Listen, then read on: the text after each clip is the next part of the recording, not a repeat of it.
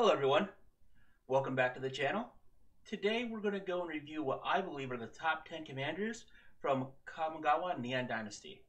Uh, with it being commanders, there's a lot of personal bias there because we all have ones that we like more than the others. But before we get into the video, I want to remind you to please like, comment, and subscribe. You could also follow me on twitch.tv/Jarvis_Moonbeam, on Twitter and Instagram at Jarvis_Moonbeam, and join my Discord by following the link in the description of the video. Before we get into this as well, I wanted to let you know there are actually a total of 32 new legendary creatures in this set. So this is probably about the top third. Number 10, Genegataxia's Progress Titan. 5 blue for Phyrexian Praetor, that whenever you cast an instant, sorcery, artifact, copy that spell. You may choose new targets for the copy. This ability triggers only once each turn.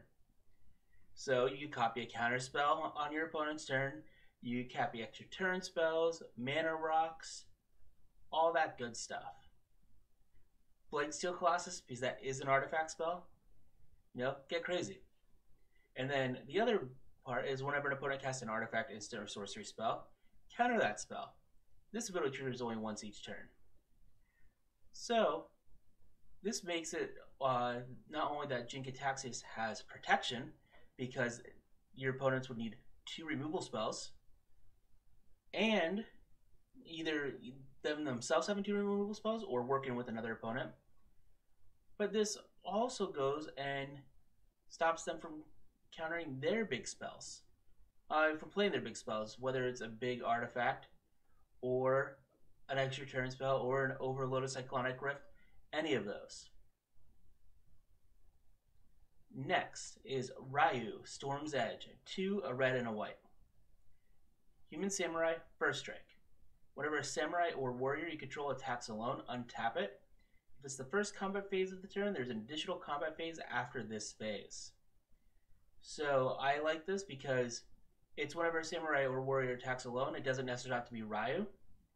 So you could go make warrior tokens, you can go and throw out a small warrior to go and attack, and then whether they block it or not, you untap and you can go and attack with everything the next turn if you want to.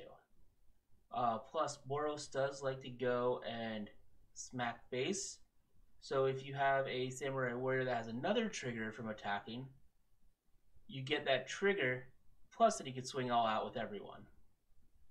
So I just like this because it does what Boros does. Satsuki the Living Lore, green and a white, for a human druid that you tap, put a lore counter on each saga you control, activate only as a sorcery. When it dies, choose up to 1. Return target saga or an enchantment you control to its owner's hand, or return target saga from your graveyard to your hand. I like this because this gives us a saga commander. Just in the past 2 years, we've gotten Theros Beyond Death, we've gotten Kaldheim, and now we've gotten Kamigawa Neon Dynasty, all with new sagas. That's not including the sagas that we have from before. With all these new sagas, you really need a saga commander, and this one will do it for you. It is a bit sad that it's only in 2 colors, but you still get some great sagas there. Now, the next one is Nashi Moon Sage's Scion, 1 and 2 black. With it being your commander, the Ninjitsu 3 and a black doesn't really come into play too much, but its next ability, whenever it deals combat damage to a player, exile the top card of each player's library. Until end of turn, you may play one of those cards. If you cast a spell this way, pay life equal to its mana value rather than paying its mana cost, and it is a rat ninja. I like it because I like playing theft effects. I also like it because it does trigger kind of like a Tali, so you go and exile a card from everyone's library. You get to only play 1, but you could play a land if you're missing land drops. And you're paying life, which is a very black thing to do. It's just a fact that I find to be a lot of fun. Fang Okiba Boss, 1 a white and a black. It is a rat pilot. At the beginning of combat on your turn, return target vehicle card from your graveyard to the battlefield. it gains haste. Return it to its owner's hand at the beginning of your next end step. I know that one of the commander decks that we're getting is a vehicle commander deck. However, this is also a vehicle commander, which we really don't have vehicle commanders, and we're getting more and more vehicles as time goes on. And the fact that this goes and returns it to the battlefield at first with haste, and then instead of sacrificing the vehicle or exiling the vehicle at the end of turn, it goes back to your hand, allowing you to recast that same vehicle and not lose it, means a lot. It really helps out quite a bit. So I just like the design space there and the fact that we have a legitimate vehicle commander. Ishin, 2 heavens as 1. Red, white, and a black. Human Samurai. If a creature attacking causes a triggered ability of a permanent you control to trigger, that ability triggers an additional time. I love this because you get to double down on attack triggers. Mention Atali for the Rat Ninja. You get 2 Atali triggers. If you put Eldrazi in here with Annihilator, you get double Annihilator triggers. So those are just a couple things that you get to double down on with it. Wolfgar of Icewind Dale from the AFR Commanders set had the same ability. So you will be playing a bit of the same with a few cards in there. But overall, I just like that this is in Mardu. You pair it with Obosh in the Companion Zone. And it's only 3 mana for a 3/4, which is really nice. Lightpaw, Emperor's Voice, 1 and a white for a Fox Advisor. Whenever an aura enters the battlefield on your control, if you cast it, you may search in your library for an aura card. Mana value less than or equal to that aura and with a different name than each aura you control. Put that card onto the battlefield attached to Lightpaw's Emperor's Voice, then shuffle. So, all your auras are going to have different names than your other auras.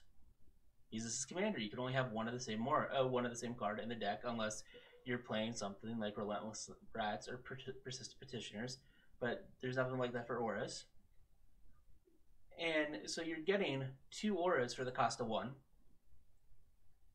and it's less than or equal to. So even if you're doing a 1-drop aura, you get to go and put another 1-drop aura onto Lightpaws. So now this does become a very Voltron-esque commander, but the amount of value that you're getting by getting 2 cards for the price of 1 in white is very, very good. Satoru Umezawa. 1, a blue and a black human ninja. Whenever you activate a ninjutsu ability, look at the top 3 cards of your library. Put 1 of them into your hand and the rest on the bottom of your library in any order. This ability triggers only once each turn. Each creature card in your hand has ninjutsu 2 blue black. So, as a lot of people said when this was first unveiled, you can ninjutsu things out like Emrakul or Blightsteel Colossus and get that damage in. I personally would never do Emrakul because you're missing your cast triggers if you're doing big Eldrazi. You're missing your attack triggers if you're doing Eldrazi with Annihilator triggers. I do like Blightsteel Colossus, I do like other big creatures, but this also gives you card selection off the top 3, which is almost better than card draw. And that even though it's only once each turn, and you can activate ninjutsu on any of your creatures in your hand, which makes it even better. This is a proper ninja commander, I believe, where Yuriko has developed more into being a combo CEDH commander that doesn't really care as much about ninjas as it cares about just rearranging the top deck and doing big damage. I think Yuriko is a good card in the 99 of Satoru.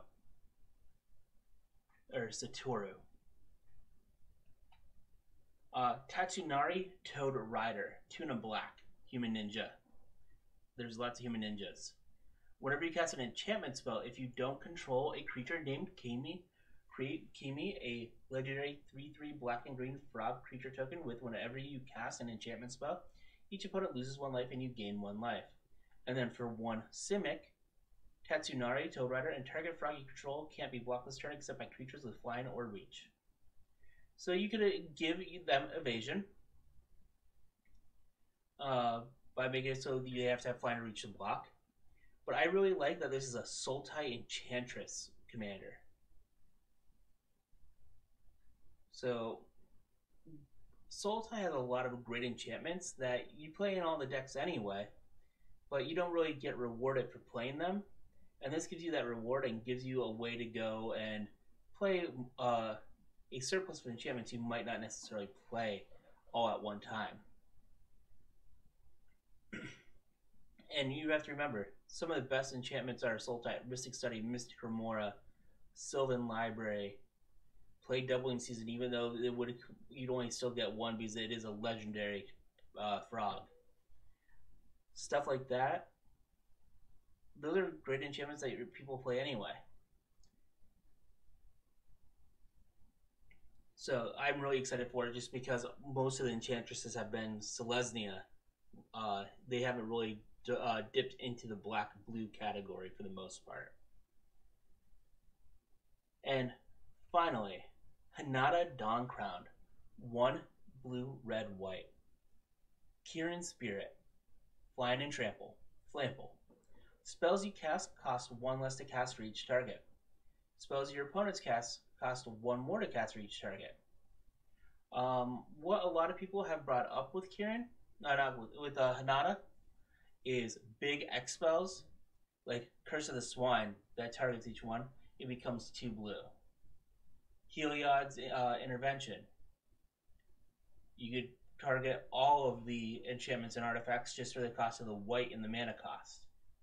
People have also brought up Strive. Where I really like this is for targeted removal for your opponents, everything costs 1 more. So if someone decides they want a Path to Exile, that's a 2 mana spell now instead of 1 mana spell. Something even more, like say someone wants to go and cast an Animate Dead out of their graveyard, they have to pay 1 more for that.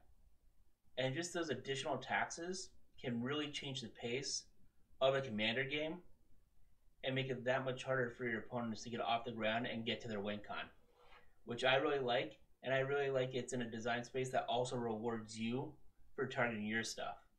Because a lot of times these Pillow Forte taxi commanders don't give you any benefit at the same time, but this does, and this is the one I'm most excited to build out of Kamigawa Neon Dynasty. Now, I do apologize if I mispronounced any of the commanders, but I'm sure they will teach me how to pronounce them correctly in the comments below. But that's it. These are the top 10 commanders. There are also a bunch of other really good ones, but they weren't quite as good or as much fun as these commanders were for me. But like I just want to remind you again, like, comment, and subscribe. And until next time, have a great day. See ya.